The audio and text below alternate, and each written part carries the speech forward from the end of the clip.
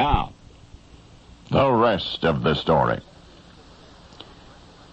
In 1660, a regiment of the Croatian army visited Paris. Now, their reputation had preceded them, long recognized as skilled and determined fighters. Only recently they had repelled a ferocious attack on their homeland by the Turks. Now they were in Paris. They were strutting a bit, showing off, you might say, and Parisians predictably admired them.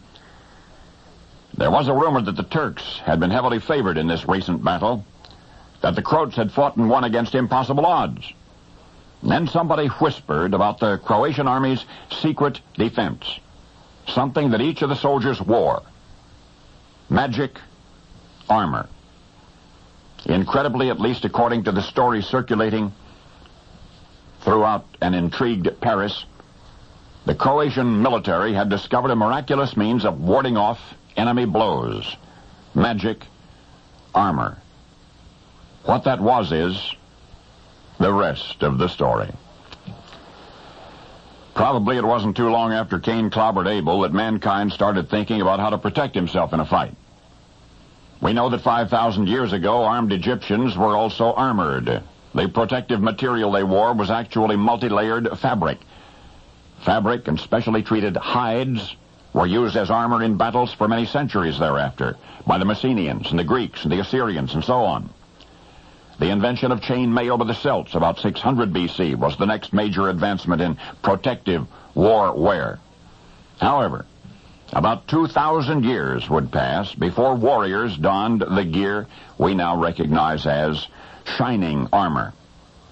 During the 16th century, armor became highly specialized. There was special armor for war, but there was also special armor just for jousting.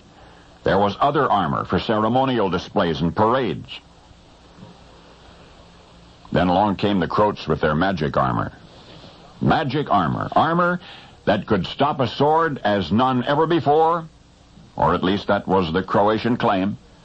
And Paris was absolutely delighted by it, especially by the appearance of this magic armor, so brightly colored.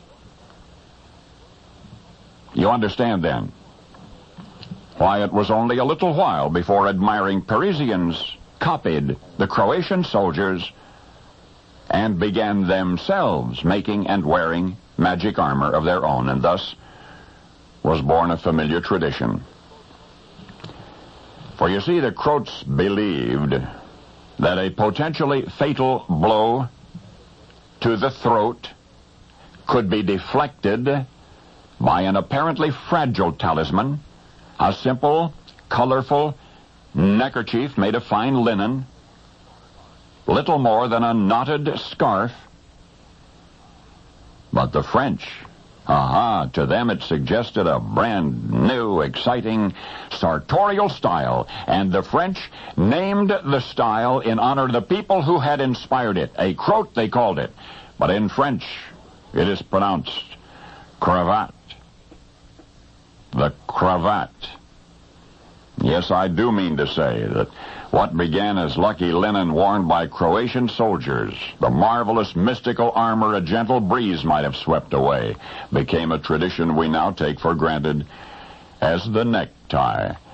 Only now you know the rest of the story.